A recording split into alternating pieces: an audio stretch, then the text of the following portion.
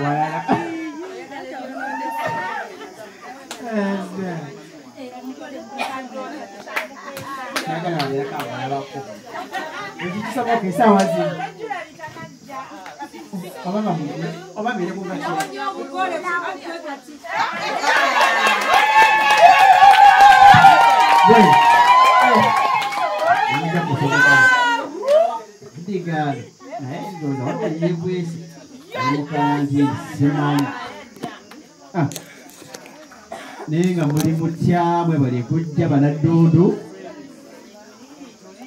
nga mpula mwine bugu muri oli waine empewo aine empewo za mbulire buliza aine empewo nze bugu ekitegeere ne nawe mwena muri basanyufu okusookera ddala njagala okusasira abo bonna abafiiddwako abagalwa baabwe tulina muliraano yafiiddwa mutabani we sorry era bava muziika leero sorry tunyolwa wamu naoyo neiba tumusasiddeko nnyo nga bitalo ddala n'abalwadde tubasabira muwone mangu yes nga tugenda kugulawo meeting z'olwaleero tugenda kufunayo essaala ate tulabe tukubule omutonzi atambuze meeting yaffe bulungi. Mama Enoch, how are you? Neighbor bakuyita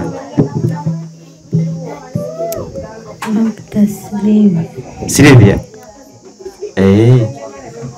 Osaba dini ki? Oli mukatoliki oli mu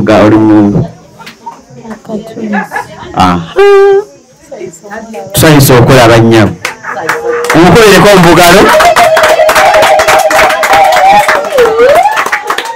Leero tulina omusisita mu nyumba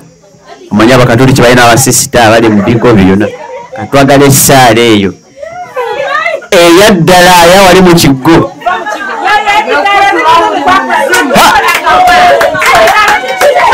akatebe tusabeko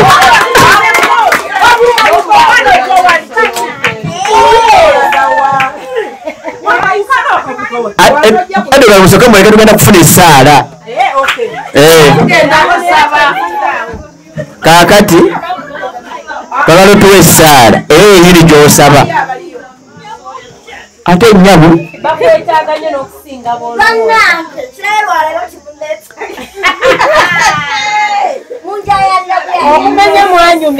oba ye mugole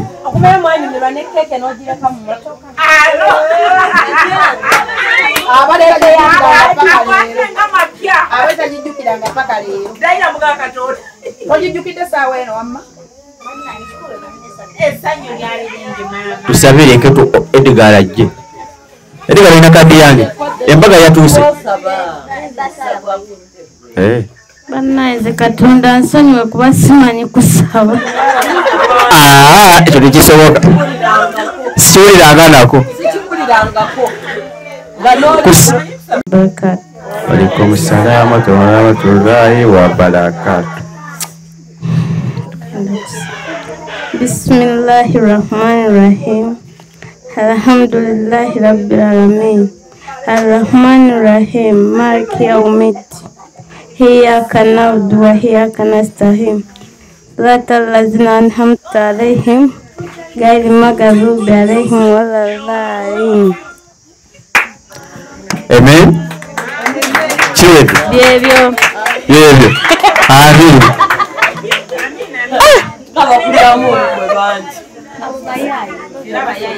wewe tusambire kwa banange mukobereko mpugalo.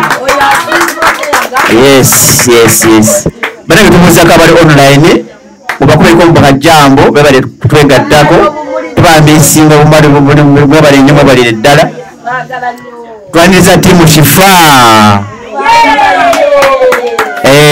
bakameramani ba PA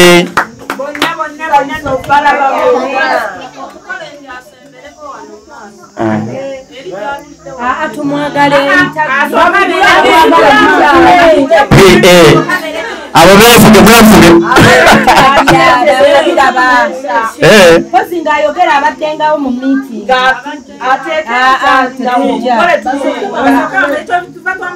lero ekiri muto ozakati bwetumuteka kade bakawerawo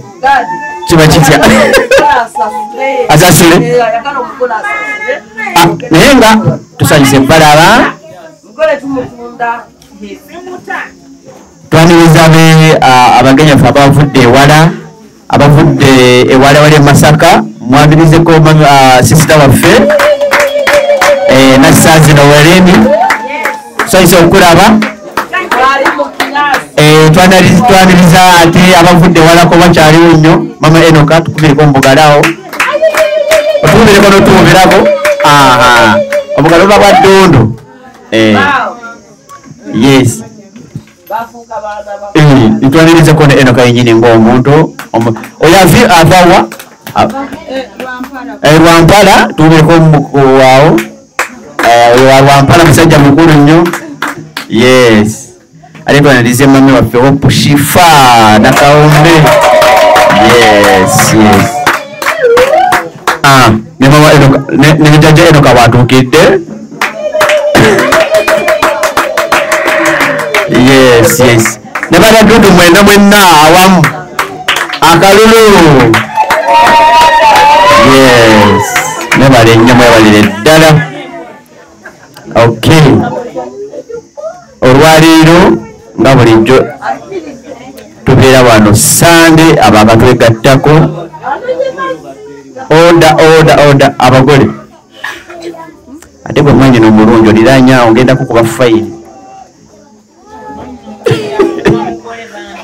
muli babiri munaasoboka mu bannange buli Sande tubeera Ddundu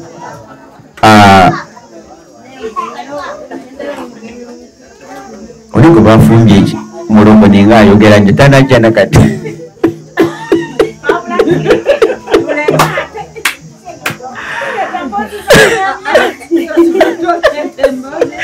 naye tubeera Ddundu nga tuli meeting za God and Millicent Must Shine oba God and Millicent project nga tugeza ku project yakulakulanya God and Millicent nga ennyumba emu naye ate eyokula nga bwekiraba kiri kyawamu kikulakulanya Ddundu n'abaliranyeewo awamu si bwe kiri yes so a project God and Millicent Must Shine ebeera wano buli Sande ku Kaalamatendo Ddundu bakka so ate nga mwe bennyini mwe bakitandikako so buli Sande tubaniriza mu meeting kakati wala abazze nga bagamba nga tebabitegere nga tebalize mugole zeza mulina abapya we bali awo kajambo yes tuba tusonda ssente za project eyo okubanga atwagala kugaziya ennyumba eno ebeereko nnene ate tuteeke mu business ate era nga bulijjo ekiteeso era kyava mu mmwe nga mwagaliza God and Millicent bakulaakulane bave mu mbeera embi bannange tubeeyanziza nnyo nga bulijjo mwebale nnyo mwebalire ddala ate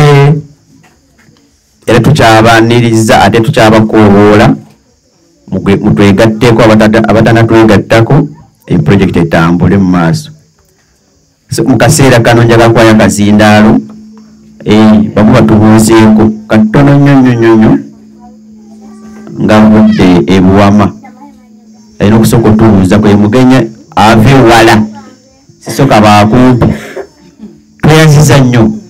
webali ekujja otunoolera webali kutwala tubereko ombugalo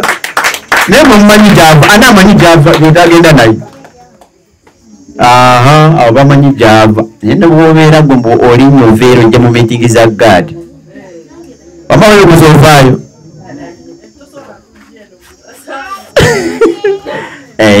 kati bwe muwa akazindalo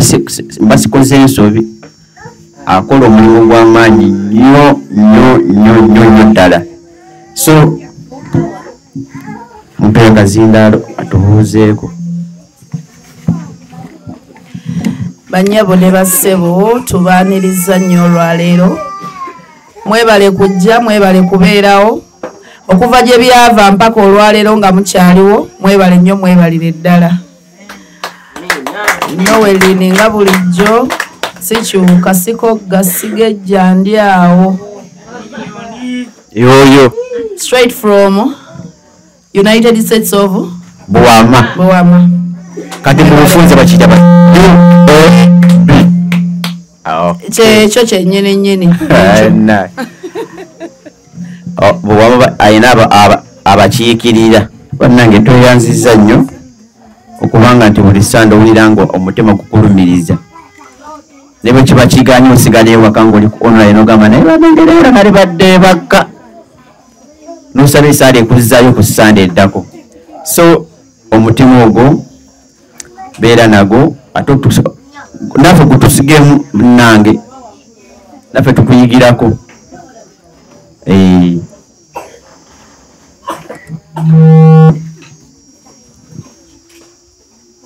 mpozi omula gwe njagala tubuuzeeko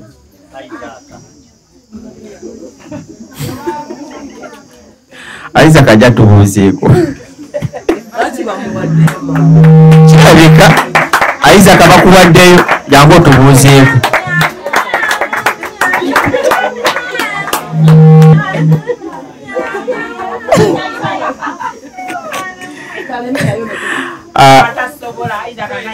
omwana ekadeeti sya ensimu yaffe kadeeti mama Enoka njagala tubuuzeeko atubulire ebulenga waliwo atya anti tulinda Isaac ajje Isaac gwokola ki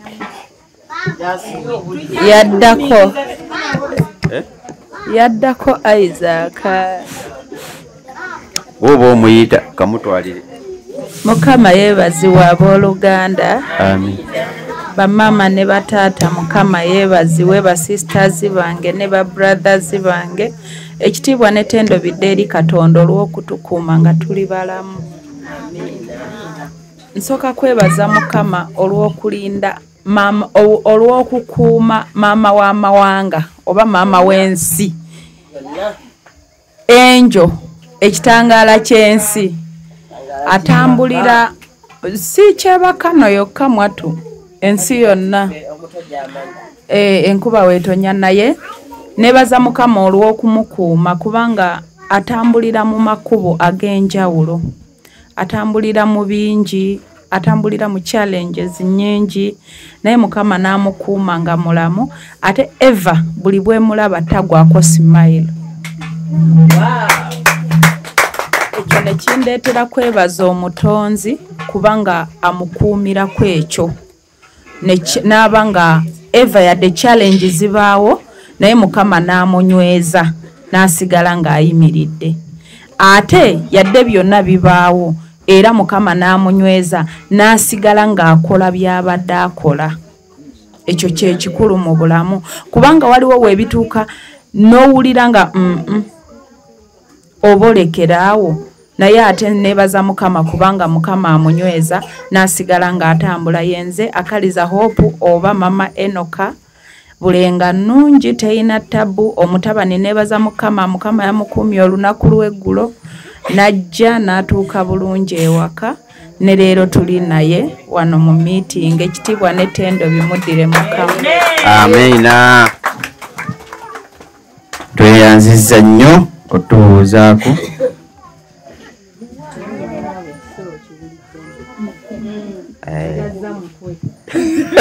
Mugambi agenda bulawo. Agenda bulawo nga taliiwo. Bazi. Empale zonna nali planning ozigaba kati ate ndi mu kunoonya emiguwa eginyweza. Nali ntuuse nga njagala zigaba. Olina kubeerayo. Paka last. Lesomere. Olina kwawukana ne maama wo buli omwana. All right. Isaac, how are you? Oli bulungi? Tango tubuuzeeko. Bakulonze, lwaki totubuuzaako?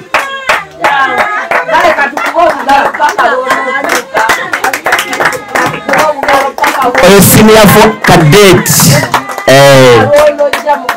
Naye munange Katonda akola ebintu bye. Kati se bagenda mu senior for. Nga nsanyusa okulaba.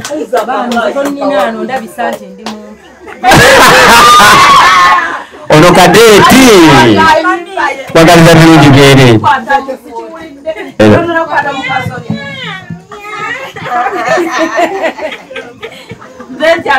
Imirira bulungi bwoti towegondekanamu. Aha, owa kamera imirira jambusa waggulu.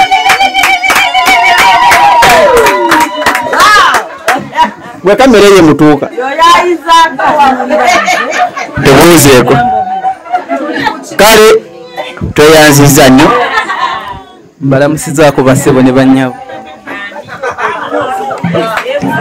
Tona kye weekwasa. N'eddagala gyali omuwanvu. Omuzindaalo guli kugira kusika network. Mbalamusizaako bassebo ne bannyabo. Kale Mwebale kujja mu meeting. Mwebale kwagala gaadi. amina. Mwebale kwagala shifa. N'abali ku internet mbabunzizaako. Mwebale kutuwagira bannange. Era tukyayagala obuyambi ddala bannange temwerabira. Kakati kakubuuza. Tugambe tubagenze mu senior for kati erogera oli head boy. Kusobola olingani. Nguli. Kusomero kale kulike mulimu clubs nyingi kati nze nkola mu media. Mu media. Ate abukulembeze. Okule saagala nnyo bya bukulembeze. Oli media house. Media house. Namwe lwaki Alinga tali mu politics. lwaki bakoddeyo bakuwa akazindaalo? Lwaki akuwaddeyo? Akuwaddeyo takuwaddeyo lwaki akuwaddeyo waneeno? Oyo alina ebizibu bye bitegeera. Wabitegedde kati abantu bakoleza kisisi bagambe mutamu 2 tamu 3 tamu 1 tamu 3. Ekyo kyo bakimanyi nesibajjuka. Tebakimanyi. Bannange success omwaka ogujja senior tamu 3 success card tuzeetaaga. You commanding. Tuzeetaaga like tusaba tuzaaniriza. Bahano obanja neyange yinza obutajja. Naye abangi bwe balabe nga wali ekibalabyawo awo bagambe.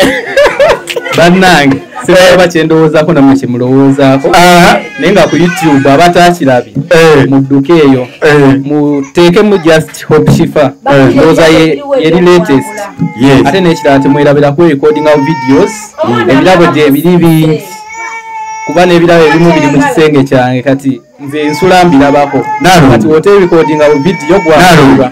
twagala mwana mu sound please. Ate okuba mukulu oziko n'ekisembayo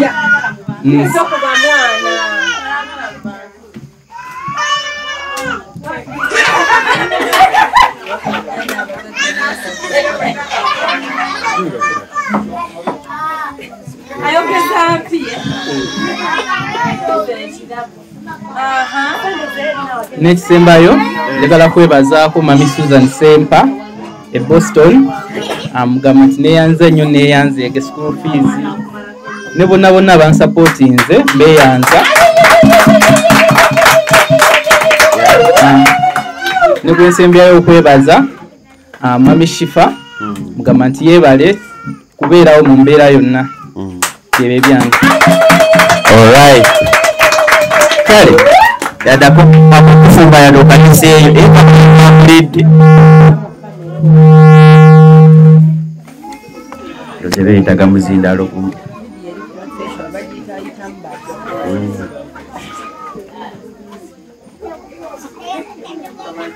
tebakole batya simanyi bayiye beetooloole baana baliwo that is bad okugiyitamu bwe bati bafune space wano yokugabulamu emmere bayiye naye tebagiyitamu just look at space awo katonaawo waawo nga webawaayo babeereko ayimirirako awo gende so tweyanziza nnyo Isaac otubuuzaako Isaac obeereko gwowaayo tabulina naye nga mwebale nnyo mwebalire ddala tugenda kufuna mwagala esaala bannange tuli ku kyemisana n'ekyeggulu tuli kusaala ey'emmere eno tugende mu maaso katwewombeeke tusabire ebyokulya kati n'omwana ayogera tagenda kulya nze emmere ye bagimpe kubanga mulemeddwa okusirika tusabire emmere. Ayi Mukama Katonda w'ekisa ekingi otukumye mu lunaku lwaleero ne tuba nga tuli balamu weebale tukuuma taata omulungi ow'ekisa otuwadde obudde buno nabwo tubeewo otuwadde ekyokulya kitukuze kituwa amaanyi ag'okukuwa ekitiibwa n'okukwagala n'okukola ebikusanyusa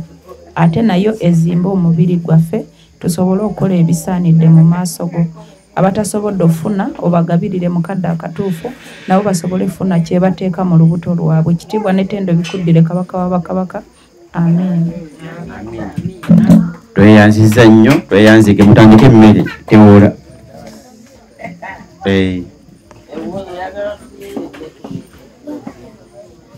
nga tufune ekyokulya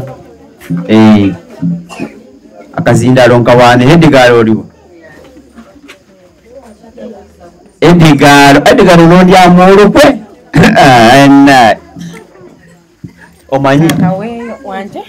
omanyi kuva lwe yakola surprise tantuka kawono ntambuze nako yatya yagamba wakenja agendayo mu bangi walina ensonga zosanga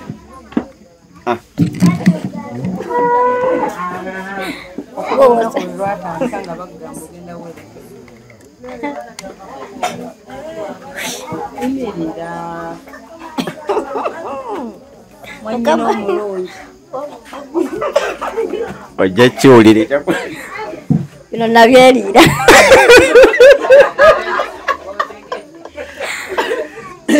obwamwanyina obulungi obuyita bwangu bamaama mwasiibye mutya bataata mwasiibye mutya eyo manyi mwanyina omulungi aba n'empisa ne bannange munkubye nnyo ku mutwe naye musaasire mujja kunzita nedda ebitiibwa bwe bityo mwanyina omulungi okimanyi naye ekyo nkyebaliza Katonda nzaani mu bantu 10 n'aba Edgaalo mazima nengenda eyo gyesituukanga nako wadde aha tutandikire bulungi kubanga wali bakka wano nga ndi naawe nze ebyatandikira bannange nga sirimbye nga wendi omukazi omukatuliki nali ku fulampeni yange ngasiika zindalo nga badde ekisikawulire nali ku fulampeni yange ngasiika byakulya naye nga kale gamazima namala ennaku 2 nga ekisulo kinsula nenga ndowooza kino ekyawaggulu oba kinsula nengamba oba kiki engamba naye sigenda kutambula nyinza ofuna obuzibu oba nyinza ofuna essanyu lwali lunaku lwakumeka lwakubiri lwali lwakubiri mandi wange ku Frampeni Eddie Boy ngajjanga ngamba Eddigalo jebale konze kale sebo nawe jebale chichi konza wange ndi wane ebintu bikyakutte naye bigenda kumala bikole ki bite gamazima mogo yali akyali mungi naye nangamba mfunya akasimu wano batwetaaga enkya konze enkya ewa nangamba mami atuyita enkya konze aye mabega mukoze akakiiko manyize nayingira mukulembeze kati n'olugezigezi njogera sisirika abe mabega mukoze akakiiko ate okuva twatandise nabalabye ddala okubaladde siina we njogerera kati njogedde naye munsonywe kale okwogera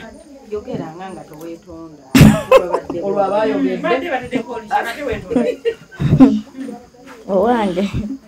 kakati nakuba akalulu akamaanyi konze maama ngenda mu kibuga tugenda tambula tutya ko Eddie Boy tugenda va wano mpaka wa mami naye mami agambe twanguwe enkya olwokusatu konze kiki Eddie Boy waliwo obuzibu ki wakuna lwakusatu lwaliro anti yangamba lwakusatu nga tugatambula lwakuna kakati neŋŋamba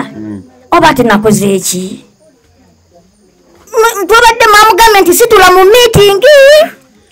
kiki naŋŋamba tewali namugamba Eddie Boy mbuliraako naŋŋamba tewali gwonomperekera koze ate wanzitirani ngenda nze gwolaba seebaka kutuloga amazima gabaawo olimba nasula maze okola akaviiri kange kano kwemulaba nagolola ku olwo olwokusatu nentegeka olugoye lwe ngenda okwambala zawera saawa 10 nga mpulira konza oba ngende muzuukuse tulinyende emuloka esaawa 10 nenga naye ate tujja kuba tukedde ekikomera ky'abandi zaali ziwera 11 kitundu kuba ku simu ya Eddie Boy yangambye onkubirako nonzuukusa njikubako nga kweri ng'essimu teriiko konze nentambula okuva ebaka mpaka wano wa Eddie Boy nemugamba sebo zuukuka nti mbadde mbulizaako netunkwata eddene ffe bwemulaba konze tugende Katonda yanaamanya obusawa mbeka sawa zaali ndooza 12 zagenda otuuka oba twali tutuuse namuŋŋoona ekiki twagala tebulinakya bulungi anti twalaba ng'okulinnya emmoloka y'essaawa 3 tetujja tuuka mangu ate nga batugambye mami atugambye mwangu wako nga gye mulaga mumanyiyo musajja wattu bino byo twali tetumanyiyo ana alinya mu waya jegali kati waliwo sitaani kati atambula nokuba abantu baagala olugambo labo bwa active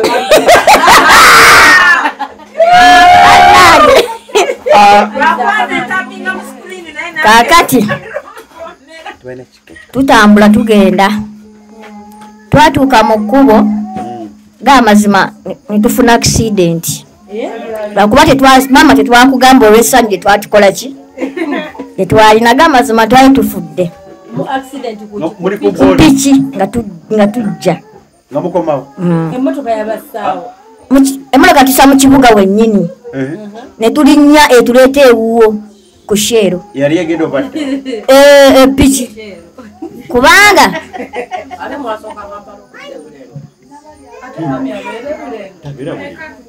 vaisi twakusookayo kati nze njogera emboozi nze amanyiyo kati noŋŋamba kuyingizaawa yenze Eddigalo nze amanyiyo kakati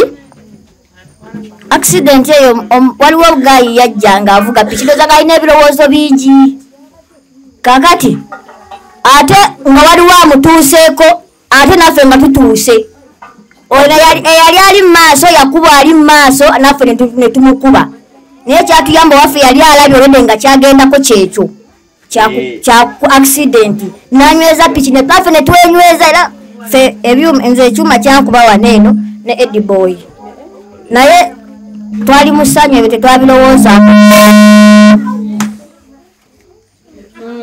tetwabirowoozaako ebyo twagala kasita tutuuka era ne tutuuka bulungi kuba nziffe tetwagwa bali oli yagwa n'akuba omutwe ku kolansi n'omulala naye n'agwa ffe twasigalako ku piki nga waffe avuga kati awo ne tugamba Mukama Katonda kwewonyeza luno kati tewali kiddako tugenda oba tugenda lwana lutalo aizulu ne tugenda bana natuukira mu ssanyu ne golaba ne bambudaabuda we natuuka owange mama klimba nawe twabula naye Ediboy yabikola ebyo aye twagenda okukubira nga twatuuse dda Ediboy n'agamba mami yali yagambye essaawa 4 ku 5 kati tulindeko konze tugira tulindako tugere tufune caayi wali naye omutima ne gugaana ogenda ofuna caayi Ediboy gwe kuba essimu kumbe ekyewe tuli walala tuli bunaayireri kwalinga kuva wano ndowooza mpaka ku 14 mbwe kyero gye baasanga nga yeerageranya ne bagamba ye Buziga naye nga bali Kabalagala babapiikinge ku kyero y'e Buziga banoonya buli wamu nga tebabangayo naye kasita twatuuka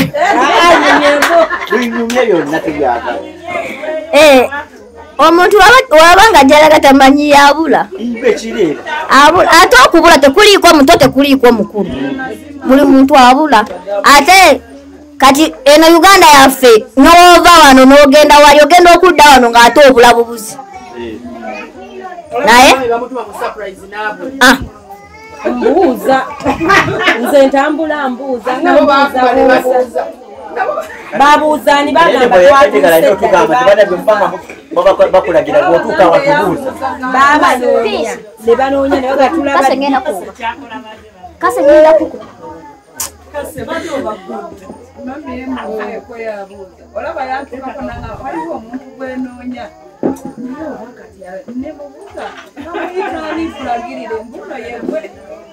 naye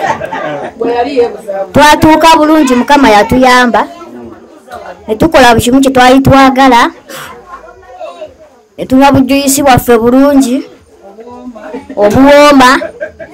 ne tulya ebyebbeeyi ebirungi kaakati kumbe tugenda mu bbato banange mbabule bamikwano mwasubwa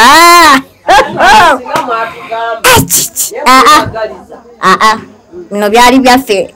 byabakulu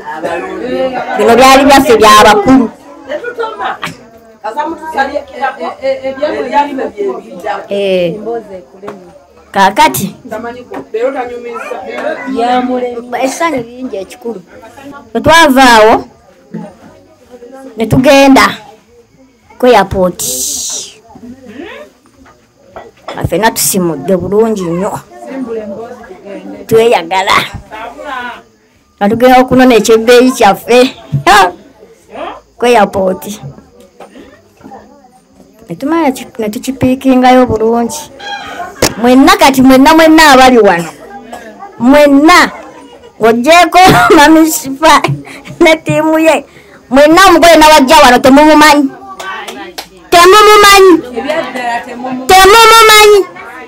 ne ku ssimu ekifaananyi ekiriko si yeye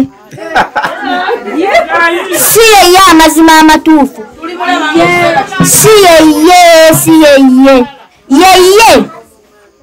naye w'omutuukako oba tolina maaso bulungi nnyo era oyinza obutamutegeera naye twalonda ekyapa mu mannya gaffe kiri kyapa mami byonna byewakola mukwano weebale kuba ensi n'ensi eri kuffe ensi n'ensi eri kuffe lw'amaanyi go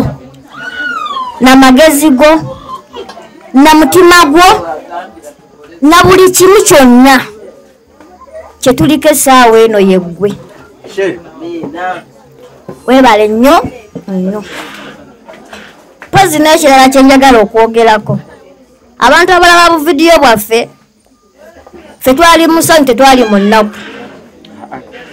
eryo lyali ssanyu ate omuntu wabanga abadde mu ssanyu gwe tomuleeta bya nnaku abantu abagenda mu kwegamba oli n'alaba akavidiyo ako n'amanya ono Goreti weebaka n'asobola onoonyereza nti Goreti weebaka nti kuba naffe obumu twabutaddeyo n'agendako mu gundi yo WhatsApp yo TikTok yo n'ajjayo gundi yo n'akusindikira obugambo obuluma naye hello bannaye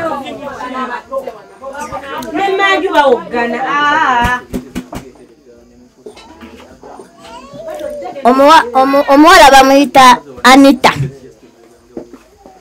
Anita eno essimu yange nze nagyegulira mami mulimu omuntu nze saali mu nnaku nali mu ssanyu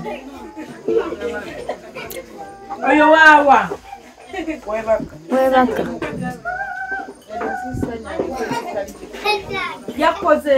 nze Edgar essimu gye nnina eyange nagyegulira oba gweyo bagigulira it's okay. Ekyokubiri towalampa muti newerabira eddala ly'olinnyiddeko kubanga oyinza okwerabira eddala n'olisuula ate nga lyolina okukkirako n'obeera waggulu. Nze Goreti otambula kati ensi n'ensi maanyi ga Katonda n'oyo antambuza okuba nti ayina obwongo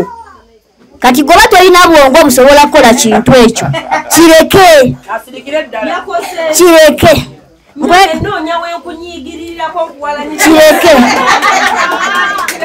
ekyokubiri Mami Shifa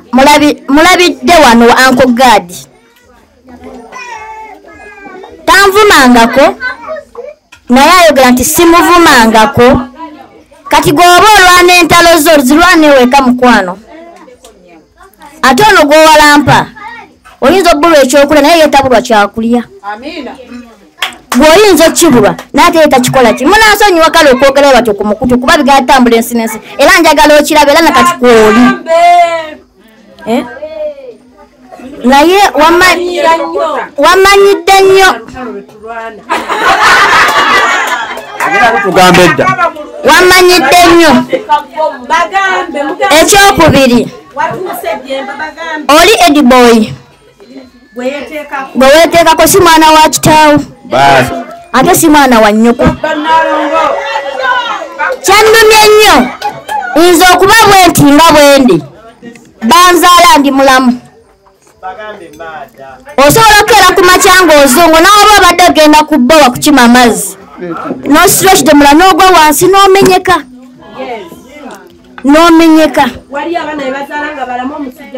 nze nazaalibwa ndi mulamu nayo Ediboy yazaalibwa mulamu nga mulamu kati okuba bw'atyo mukwano towalampa magye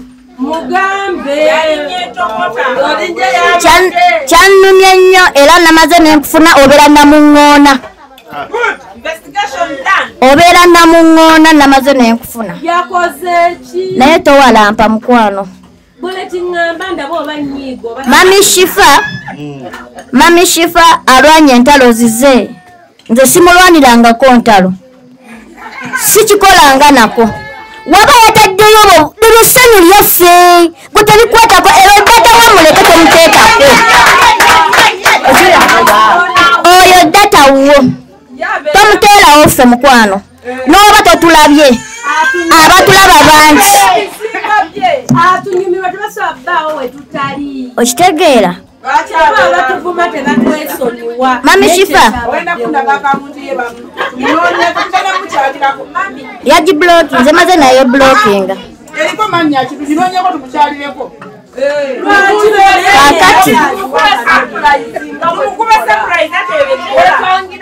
kakati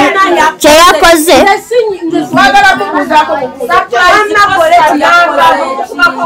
omanyize mami ku tikitoko yange nawandiikayo manya gange ni namba y'essimu eriyo yange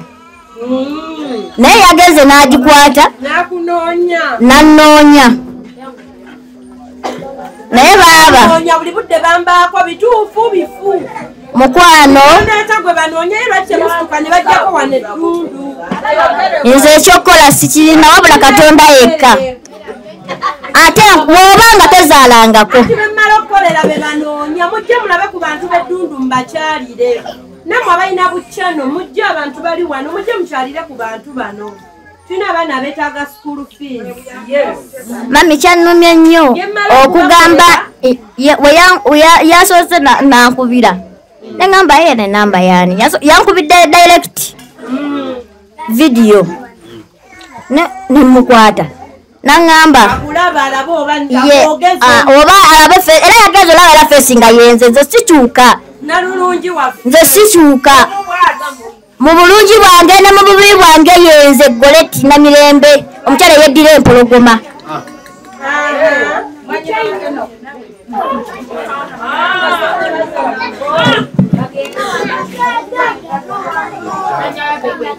naye yagenze naŋŋamba nambuuza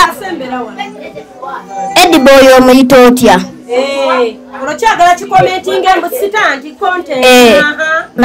nemubuuza gwani naŋŋamba Ediboy omuyita otya naŋŋamba nemugamba muganda wange naŋŋamba mama wamwe nga yasalwa okuzaala abalema ababiri nemuga omanyi nzijula mangu nate nkulinga mangu nabadde mu mudaala wange nga nnyingira nenfuna akatebe nentuula nemuteeka bwe nti esimu nenteeka bwe nti kameeza nga ndaba bulungi nga nange mukola ki nga mulaba kyava ŋŋamba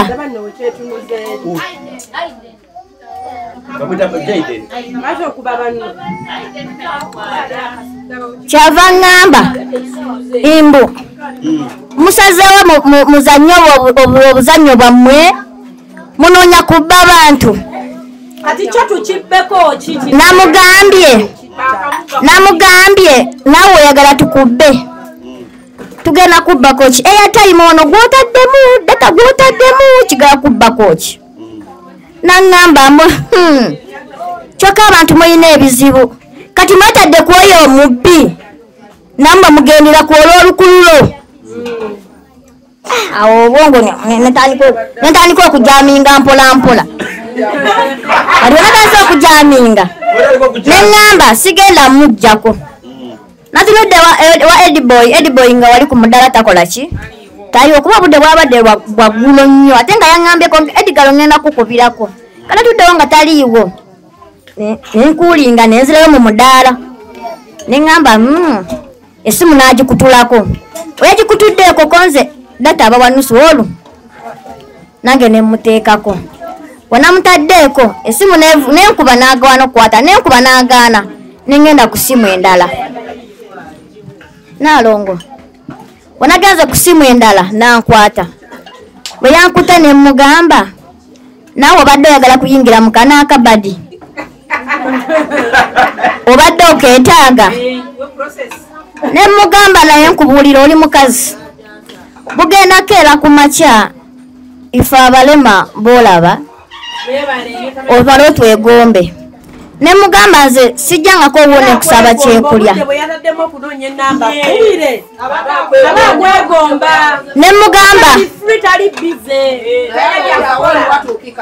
ne mugamba ensi n'ensi eraba kati Goleti eraba Edgaro wolina yakumanyi obwongo bwakyuse dda olonange tandisa omuddamu naŋŋamba toyogera ebyo bya kisirusiru ebyo bya kisirusiru byoyogera mudda ku bantu mubazanya oyo kifa mubbi adda ku bantu nabba ne mugamba nedda mukwano yogera bwogezi bwoli tujje tukole ki tujje tukubbe ne mugamba mmanyi bulungi olasembe yagambye mbu mwaze ku mwana w'abandi omuto mumusiba oyo omulema mwamutidde akatale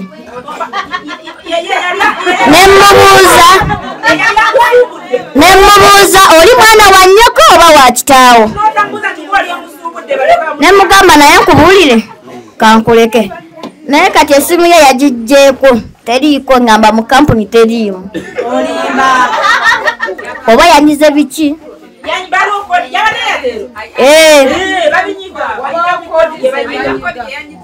naye kyemmanyi kwali awulira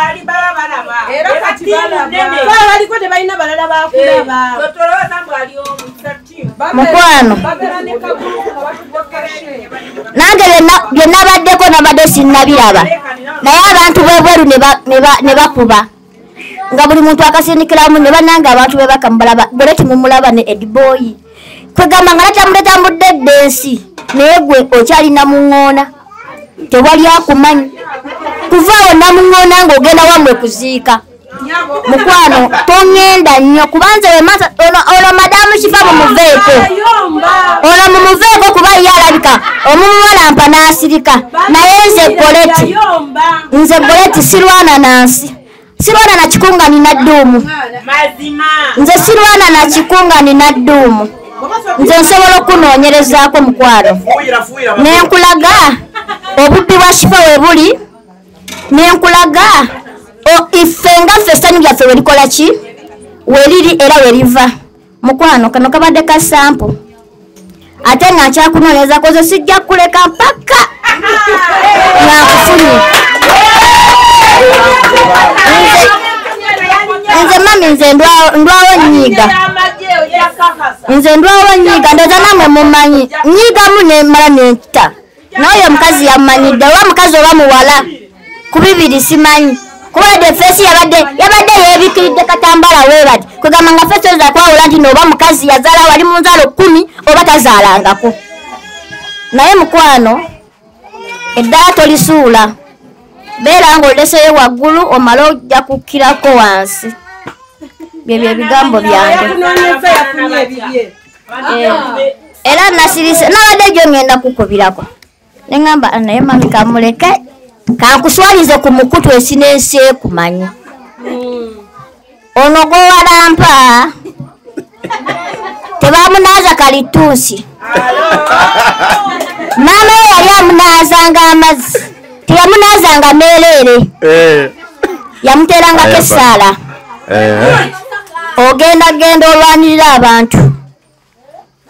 kati gwoba nnyoko yakuteeramu kalituusi itisoke ne bakuteeramu kamyu mu mazzi gwamanyi yamanyi towalampa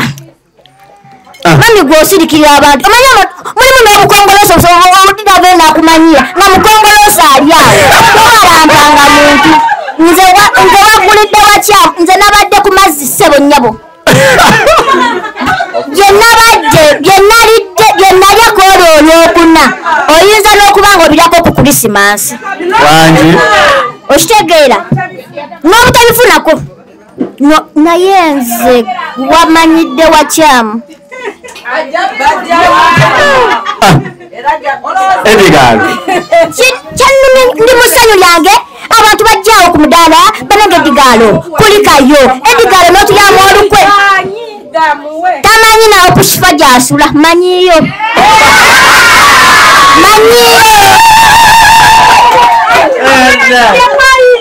nabadde wali nekwata ebyuma biri wali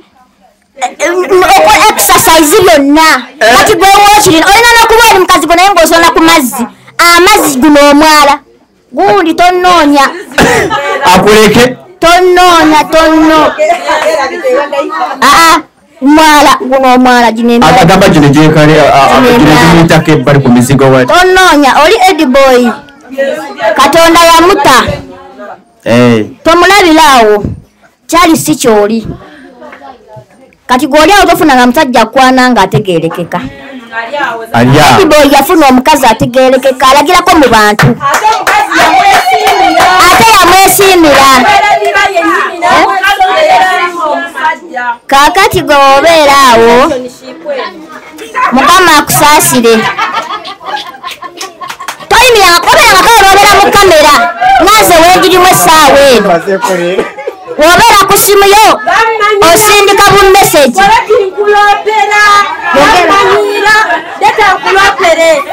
nkuloopera bamanyi okummanyira bwe njogerako ne bagamba mbu bakuvuma bwe bamala bweyogerako bagamba serebu tayogera bagambe naye otolaba mami olaba mami tolwana na kikungu olina dduumu kati dduumu yaliwa tolwana na kikungu olina dduumu oleeta dduumu yo ng'okola ki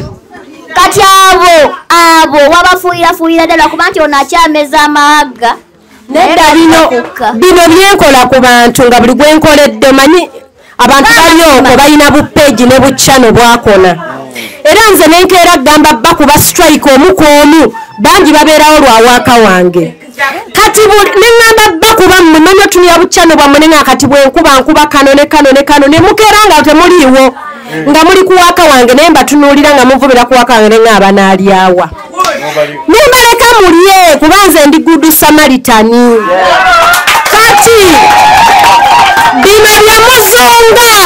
anti gyenva okukolera gye muzungira because muyiyiza ku nze ate mwandinsabidde nnyo nkole kuba bwe sikola temukola kati munsabire nnyo mbeewo nga mukola kati mwazungidde ku bano anti gwendeeta ne boogera erinnya nga bigenda bisaakinga yaliwa tumulabe kati babadde kulinda bazunga banoonya Silivia banoonya Faruku banoonya peegi zammwe ne bamugwako kati aba yadde mu inbox agambe bituufu mwabizannye sitanti obeerawa nyenyenyenye kati wamma nyiga bamanyira kugambye bw'oleeta n'obagamba muntu bwati tumuyambe nti oba mwana bwati tumubeererewo temunyega nga muzinga emikono musitukeko mugambe shifa olina projects buli sande ogenda ewantu eyo lwaki tugambe tukuwerekereko omaye kyasiza okunnuma kati wano n'ebyo bwenadda twaliko saabimanya over 15 YouTube channels mwankubira munkoleko zi interview abasinga nabamma ne munyiiga lwansonga byetukola temubiraba mulina bu video obutrendinze ka 1 minute kolaba nze nkoze video ya 1 hour nze bwemba najje wa gadi mwami gadi bwe nali nzijewuwo I took time to make research about you nompa ebifaananyi bye ebyeddwaliro ng'okutuse spine nompa mukyalawo kitegeeza najja eri omuntu nga nkoze research mumpita munkoleko interview tonkozeeko research video gyoyagala ombuuzeeko towaddeeyo just 1 hour kugenda giwakinga from the beginning to the end wabula yagala ojje ntuule kacyanoko kuba waliwo omu yagamba shifa oyo nno munoonyaako nno nalabye nange nabirabyawo ka video nenkalabako eddakiika emu kati nze mmala laba statement eyo ate nzije ntuule ku channel yo nkuwe amasannyalaze video yeekube nga nebyenzija okwogerako tobimanyi ate ontuuze mu kifo kyenkunnyonnyola ate otandike kumbuuza byatandika bitya genda olabe video olabe ebyatandika go and watch and see how things started kati nziyagala nkunnyonnyole byatandika bitya ng'ate buli kimu kiri ku channel yange kyova olaba mumpita ne sijja mu bu interview because sinyinyonnyole ki temuwaayo budde kwetegereza kati oli yazze anaanuukira ku ono singa yeetegereza ku channel yandirabye goleti avuddewa byajja bitya teyandisesemye kuswala eri muntu ono naye ajja yenna azolomboka kati waswadde. Shame upon you. Mukyaswala nnyo. Singa era kyova olaba genda olabe comment section ojja kutegeera abamanyi n'abatamanyi. You can easily tell this person is following ono abigwira. Abantu bayina batutuuka ne tunyiga because otunuulira akayenje akafunye Jolly Tekino nga kakava ku ssimu ezizimba amanda n'atunula mu ssimu ye nga yonna emulaga alabikiramu ng'omuzimu n'atuula n'akumanyira nga naye akola statement ku kye bayita okukeera n'ogenda n'okola a professional video n'owawa content. Kati obudde buno babadde luli babuukira batya tebabadde kuwa ebigodo. Kati tugenda kuddayo wajjajja omukadde w'ebigodo tugenda mutwalira Christmas ne surprise. Kati bamuvuddeko balaga nnyo nti bakaaba bamulumirirwa. Kati nga tebali muyamba kati tuleese head boy genda osaakinge saakinga bukyano kuva jjo batudde mu bukamera bwabwe nze okusinziira bwendaba bali ku ekyo. Kati baba bali awo ate nendeete endala ne badumira ku ekyo okitegeera. Kati it's okay nze ndi okay and I'm proud okuba nti omuntu mba mmuyitako nendaba nga akoze video ye bagirabye nga nze reason genda okole naye tommanyira. Kati nga kujjayo okubira omuntu ono mutraumatizing. Tomanyi bwenzimbye goleti muteekamu confidence ne self love. It has taken me a full year. Kitwalidde omwaka mulamba nga ntuula n'abantu bano wano okutuuka okwenyumiriza mu kyali. Goleti okutuuka okuyimirira yeeyagale ng'omuntu afune confidence ayimirira ayogere n'abantu. Kati nezireeta Namagwatala najja n'amugamba mbu maama we yakola loosi okubazaala bwe mutyo kasita naawe oli mukyala. Okitegeera tomanyi kye kintwalidde. Ntaddewo obudde bwange wano ntaddewo mentally mpaddeyo like mentally physical and financially ntaddemu ssente obudde na buli kimu okumuzimbamu okweyagala okubeera ne confidence. Kati goveeri ng'ojja battuka naye temwerabira kano nakabasomesa. Teri muntu ali musanyufu n'obulamu bwe. Teri nkiddamu tulina bwe twafuna lessons ezo mama eno kaye kati yaliiwo naye kayali ku mukutu. Kati gole kino nkikugamba nze sisobola nyiiga nga bavumye nze ekyobufere bayibuli buli mugezi mufere. Bwe bakuyitanga omufere manya obasukkulumyeko byokola. Nabasukulumako show yange nagiyiya 10 years amuhiya. You know what it means? Ngana TV number. A full TV station. TV station number. Nga zirina abazikulira bapiddi baani. Bakeera station number negwa. But this is me obwongo bwa muntu omu a girl child. Mwana wa buwala nemba nga nkyasobola okubanga mundaba ekyo kigenda baluma teri kyakola ate tulina n'ekipya ekijja. Starting January we are rebranding and I'm here. Ffe twewaayo kuzimba legacy zaffe no matter what. So olosandi muwadde budde kubanze one thing I know mba mmanyi biyenje. It is ekiyenje kyekirina obudde ekiyenje kyekirina obudde obugenda okukwata essimu kigambe bogedde erinnya Goleti nekibadde desperate tatatata nsaakinga Goleti kimusaakinze nenenena nze kati Shifa talina budde. Tolinda bamu ebyo. Shifa eyeyagala era Shifa yajja osanga omuntu ng'onagamba bambi yenyumiriza mukyayina. Kati nze waliwo omukyala gwenjagala ennyo Mase airport pick up kwali ku TikTok oyo omunene aterezinira mu nnyimba zange ndaalimba. I love Mase era nze bwogenda mu TikTok like comments I'm one of those people abapushinga Mase I love you. Muwa hugs n'omukwano jojuzi namuwadde client mga Mase wesikola airport pick up abogenda obakolere. I've never met Mase like face to face. Sisi sinkanangako Mase naye nze wensobola okusiga one love njisiga. Wensobola omuntu yenna mugamba kati like recent nabono guy akola chinchonchi akola content wo ori China yankubye nsibe ngamba I'm even surprised mukazi goli botyo namugamba tebakujjanga kuchokola yo so unique era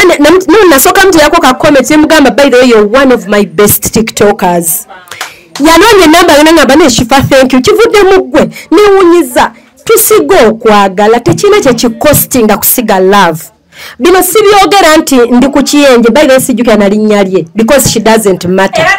ndiko gwe nyongera kusigamu love kati ani gwe nagambye bonna badde ne jasi ne ngamba ha omuntu munsi asobola twegomba nti bashifa baserebu kati head boy ne head girl tebanyega naye we bali nkimanyi beba share ku trendinga bweti wawola bira kwagala atakwagala anyiga waliwo n'abadde baseka namwe bagenda onyiga obunyizi just because baba bagala Shifa berengolo yabalimba simanya ate cyane omukazi taliyo kati ekyokubanga omukazi gyali era akomyewo nakuwa ne haga kubajja wamusaba ebyo tebabyagala ekyo tebakyagala kati oli abaawo yebuuza lwaki era kibedde kati baagala bakeere balabe wano nga gadiolo yakaaba agamba omukazi yajja kunoona asonda omukolo teyagunkolera twaswala bye baagala nti bannange kati headboy simanya bamulimba laavu ali desperate bye baagala people don't want good news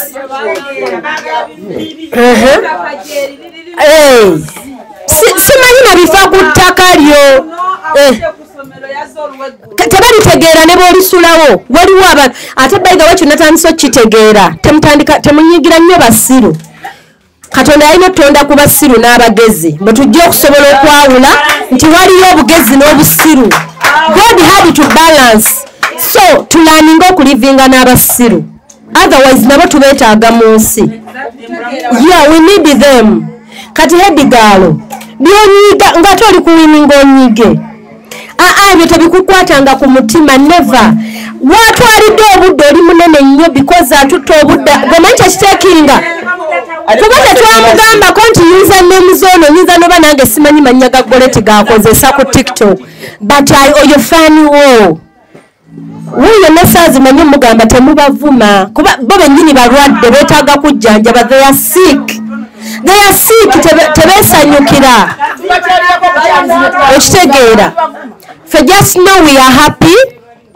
tulina basponsa baffe ate omuntu bwatyo aba mubi teyeyagala si musanyufu ate takugasa because talikwata na lukumi lw'eddukuwa abakwata ku zaabo ne batuwa Mami Christine namulengedde mu comment section nga yakulembedde nagenze era kirambi kya mu comment nga amushuwa manyi abalina okubanga basanyusa about that video kati abasigadde mwabadde temunkwatako as in I was not concerned about you manyi naku zino manyi nnyo oluzungu engeri I know so kitegeera ennaku zo manyi oluzungu lungi naye nga just not we are happy if you cannot spread love abantu mubaleke by the way kati singa nze mubivuma nze benjagadde ennaku zo nange mbawa bagenda banjigiriza besaagadde nenga katiraba osooka n'okebera alina abamufollowinga babiri naye yennyini alabika bubi nalwaki ate nagenda nentunulanga nakadda nga abasinga okunvuma babi babijja bali bubi bambala bubi batunula bubi niŋŋamba lwaki sibuumiddwako kubanyirira obadde oli mu kulaba weewunyisa omwagalwawo oba surprise your loved one ninaabagerekawo mukwano Hope Shifa Nakawombe tusisinkane nate